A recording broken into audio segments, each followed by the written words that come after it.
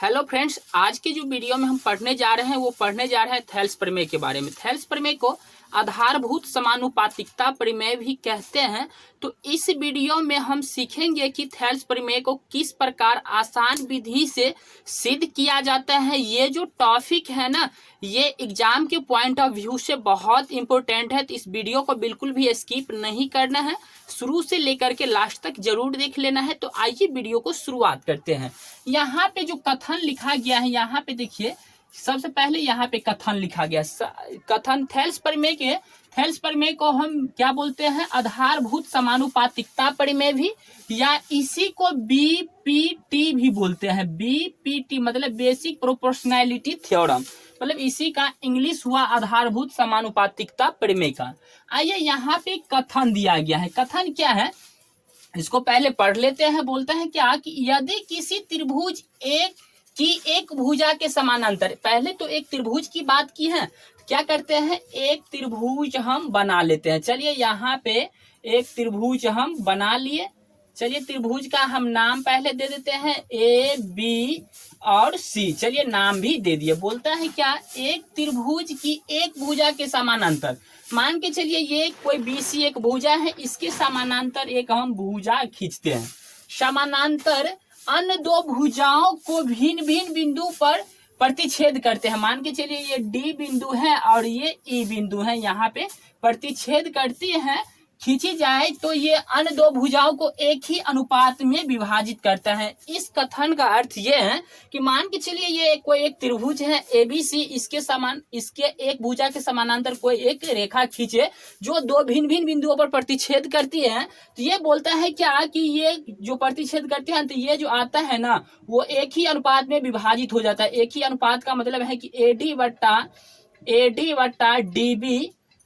DB बराबर क्या हो जाता है, ए बट्टा ई सी। चलिए इसमें कोई दिक्कत नहीं है, यही हमको सिद्ध करके दिखाना होता है थेल्स प्रमेय में।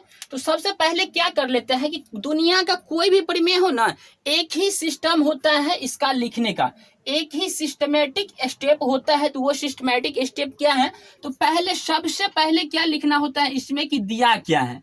तो दिया है, क्या दिया है बाबू, यहाँ पे पढ़ लेते हैं क्या कि एक भुजा के समानांतर मतलब बीसी के समानांतर डी, मतलब दिया है, क्या दिया है कि डी समानांतर है किसका, तो बीसी का। चलिए यहाँ पे मैथमेटिक्स का यूज किया है समानांतर के लिए, तो ये बीसी है। उसके बाद दिया है के बाद हम लिखते हैं क्या कि सिद्ध क्या करना है, तो सिद्ध करना है क्या करना है, सिद्ध यहाँ पे। तो सबसे पहले यहाँ पे सिद्ध करना है, यहाँ पे क्या है कि एडी बट्टा में क्या है डीबी बराबर क्या है ए ई बट्टा में ई सी। उसके बाद जो नेक्स्ट स्टेप है वो है सर की रचना क्या करते हैं। चलिए रचना अगर कुछ करना होता है तो रचना का स्टेप भी लिख लेते हैं। तो रचना क्या करना है, यहाँ पे सबसे पहले क्या करते हैं, यहाँ पे बी को ई से क्या करते हैं कि बी को ई से तथा सी को डी से हम मिलाएं। तो यहाँ पे हम लिखते हैं बी को ई बिंदु से तथा क्या करते हैं कि सी को डी बिंदु से मिलाएं, डी बिंदु से मिलाए। चलिए कोई दिक्कत नहीं है, यहाँ एक रचना की है। उसके बाद क्या करना है, और कुछ रचना करेंगे। तो यहाँ पे क्या करते हैं कि डी से डी एन लंब एक यहाँ पे ए ई पे खींच लेते हैं, ये लंब है। चलिए ये लंब है, इसका नाम क्या देते हैं, एन दे देते हैं। और यहाँ पे इधर भी एक लंब खींचते हैं इस पे, तो यहाँ पे भी लंब खींच लेते हैं, तो इसका नाम हम दे देते हैं एम, यहाँ पे एम एन। तो यहाँ पे क्या किए कि डी से डी एन लंब ए ई पर, डी से डी एन लंब खींचे हैं, किस पे लंब खींचे हैं, ई एन पर लंब खींचे हैं, ए ई पर लंब खींचे हैं डी एन। उसके बाद तथा क्या किए हैं कि ए डी पर लंब खींचे हैं, क्या खींचे हैं, तो ई एम। चलिए यहाँ पे हम क्या कर लिए, ये लंब खींचे डाले। डाले। चलिए कोई दिक्कत नहीं, ये रचना का स्टेप हो गया। उसके बाद क्या करना होता है सर, या तो हम उपपत्ति लिखे या इसी को हम लिखते हैं क्या, इसी को क्या लिखते हैं, प्रमाण। कोई दिक्कत नहीं है, उपपत्ति लिखे या प्रमाण लिखे, कोई दिक्कत नहीं है, दोनों एक ही बात है। तो यहाँ पे क्या करते हैं, सबसे पहले करते हैं क्या कि अगर हम इस बेस पे एक साइड देखे तो यहाँ पे हमको दो त्रिभुज दिखाई देते हैं। एक साइड देखे तो एक ए डी ई, एक ये त्रिभुज दिखाई दिया ए डी ई, दूसरा क्या दिखाई दिया A D E B, D E B. तो हम ई साइड जो बात करते हैं तो यहाँ पे क्या करते हैं, तो इधर करते हैं तो क्या हो जाएगा, त्रिभुज ए डी ई का क्षेत्रफल, एक साइड ए त्रिभुज यहाँ पे लिखते हैं त्रिभुज ए डी ई का क्षेत्रफल भागा क्या करते हैं, त्रिभुज डी ई बी का क्षेत्रफल, त्रिभुज डी ई बी का क्षेत्रफल, त्रिभुज डी ई बी का क्षेत्रफल। तो क्या हो जाएगा बाबू, यहाँ से त्रिभुज का क्षेत्रफल क्या होता है 1/2 गुने आधार गुने ऊंचाई, यहाँ भी वही फॉर्मूला लगेगा 1/2 गुने आधार गुने ऊंचाई। यहाँ पे हो जाएगा 1/2 गुने आधार कितना है, तो आधार देखिए यहाँ हो जाएगा ए डी क्या हो जाएगा, आधार हो जाएगा ए डी। उसके बाद ऊंचाई क्या हो जाएगा, तो यहाँ ये लंबवत जो होता है, मान के चलिए कोई त्रिभुज ऐसा है, कोई त्रिभुज ऐसा है, तो यहाँ इसका एक्चुअल ऊंचाई क्या हो जाएगा, इसके लंबवत वाला। तो ये त्रिभुज ऐसा ही है तो इसका लंबवत कितना है, EM है, तो EM किए। उसके बाद क्या करते हैं, चलिए यहाँ पे ई त्रिभुज का DEB में कर लेते हैं। तो DEB में क्या हो जाएगा 1/2, तो 1/2 आधार कितना है DB है सर, तो DB लिखे गुने ऊंचाई। अब इस त्रिभुज का हम बात करते हैं DEB में ऊंचाई कौन सा है, तो DEB मान के चलिए कोई त्रिभुज है, अधिक कोण वाला कोई त्रिभुज है, ऐसे करके कोई त्रिभुज है, ये अधिक कोण है। यहाँ देख लीजिए एक त्रिभुज का हम उदाहरण देते हैं, इस टाइप से कोई त्रिभुज है, ये अधिक कोण है, इसका ऊंचाई जो होगा ना, इसका ऊंचाई ये होगा, यहाँ पे जो हम लंब डालेंगे ना, ये हो गया इसका ऊंचाई। यही पे ये बात है, इसका एक्चुअल ऊंचाई भी क्या हो जाएगा EM ही होगा, इधर भी EM करते हैं, तो यहाँ पे हो जाएगा कितना, इसको जब हम क्या करें, ये EM से EM कैंसिल हो गया, 1/2 से 1/2 कैंसिल हो गया, तो यहाँ हो गया AD, अब बट्टा में हो गया DB। चलिए DB हो गया, इसको हम समीकरण 1 मान लिए। चलिए इधर हम क्या किए हैं, त्रिभुज के इस साइड हम बात किए हैं अभी। अब क्या कर लेते हैं, त्रिभुज के इस साइड बात करते हैं। तो इस साइड भी दो त्रिभुज दिखाई दे रहा है, AED लिखे या ADE, यही त्रिभुज है एक ADE, और दूसरा क्या हो जाएगा EDC, एक ये त्रिभुज हो जाएगा। ये इधर भी दो त्रिभुज है, तो पुनः यहाँ पे लिखते हैं, पुनः क्या हो जाएगा, त्रिभुज ADE का क्षेत्रफल,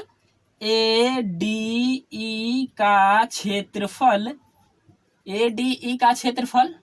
उसके बाद अपॉन क्या हो जाएगा बाबू, यहाँ पे भी करते हैं क्या, त्रिभुज ECD का क्षेत्रफल, त्रिभुज ECD का क्षेत्रफल। तो क्या हो जाएगा ECD का क्षेत्रफल, यहाँ भी फॉर्मूला 1/2 गुने आधार गुने ऊंचाई ही लगेगा, यहाँ भी हो जाएगा 1/2 गुने आधार और गुने ऊंचाई। चलिए यहाँ तक तो ठीक है। उसके बाद क्या हो जाएगा 1/2, तो 1/2 लिखे।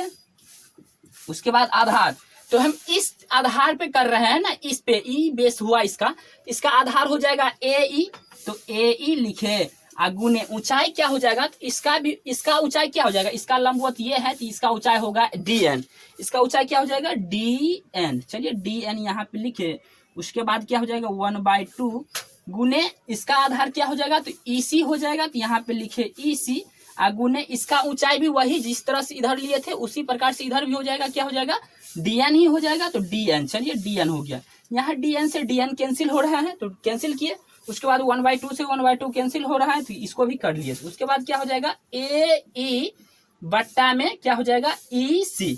चलिए इसको हम समीकरण 2 मान लिए, इसको हम समीकरण क्या मान लिए 2 मान लिए। अब क्या करते हैं, यहाँ पे इसको हम थोड़ा पहले क्या करते हैं, ऊपर मिटा लेते हैं। यहाँ पे ऊपर मिटाने के बाद चलिए यहाँ पे हम इसको क्या किए, ये त्रिभुज को नहीं मिटाना है,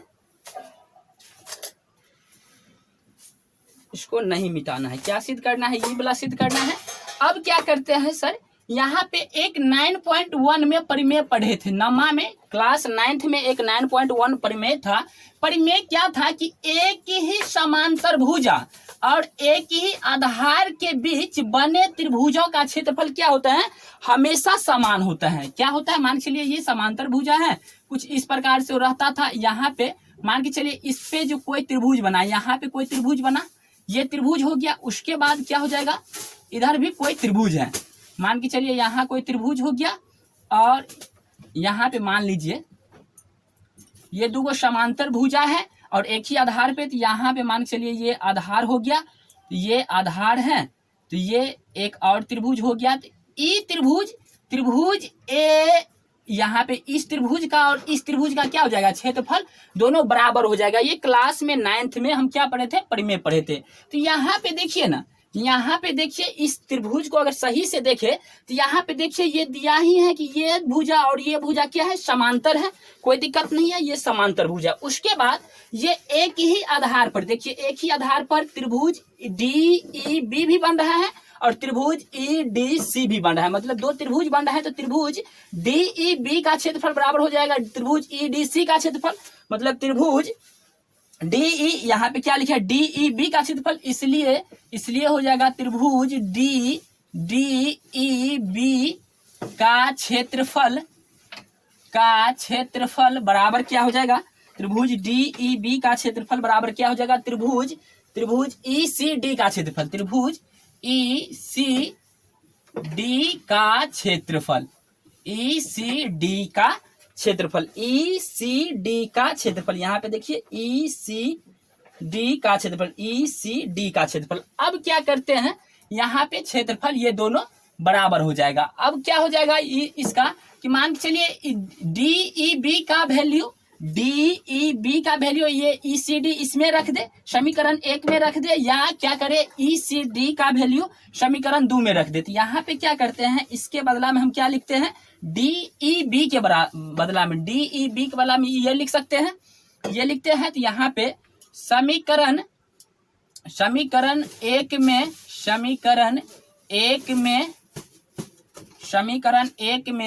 DEB का मान रखने पर, तो समीकरण 1 कहाँ है? तो समीकरण 1 हो जाएगा त्रिभुज ADE का क्षेत्रफल बट्टा में क्या हो जाएगा? DEB के बदला हम लिख सकते हैं ECD, इसलिए यहाँ पे हो जाएगा त्रिभुज ECD का क्षेत्रफल बराबर क्या हो जाएगा सर? यहाँ पे हो जाएगा, कितना हो जाएगा? AD बट्टा DB। अब चलिए यहाँ पे देखिए ये क्या हो जाएगा? यहाँ पे देखिए ADE का क्षेत्रफल बता ECD का क्षेत्रफल। अब यहाँ पे क्या करते हैं, इसको हम नाम दे दिए समीकरण 3। चलिए समीकरण 3 दे दिए। तो यहाँ पे क्या हो जाएगा? समीकरण यहाँ पे देखिए, यहाँ ADE का क्षेत्रफल बटा ECD का क्षेत्रफल। यहाँ पे है AE बटा EC, तो यहाँ पे लिखते हैं, क्या लिखते हैं? समीकरण 2 का मान समीकरण 3 में रखने पर, समीकरण 2 का मान समीकरण 3 में रखने पर क्या हो जाएगा सर? यहाँ पे हो जाएगा, क्या हो जाएगा? तो यहाँ पे कितना है? ADE का क्षेत्रफल, तो यहाँ पे हो जाएगा, यहाँ पे देखिए ये बराबर कितना है? AE बट्टा EC बराबर कितना हो जाएगा? AD बट्टा DB। देखिए यही सिद्ध करना था, यहाँ पे अपोजिट आ गया है, इसी को हम उल्टा के भी लिख सकते हैं। क्या है कि AD बट्टा DB बराबर क्या हो जाएगा? AE बट्टा EC। मतलब यही सिद्ध करना था और यही आ गया। तो इस प्रकार से हम थेल्स प्रमेय को देख लिया। अगर वीडियो पसंद आए तो वीडियो को लाइक करें, चैनल को सब्सक्राइब करें, दोस्तों के साथ शेयर करें। फिर मिलते हैं नेक्स्ट वीडियो में, तब तक के लिए धन्यवाद।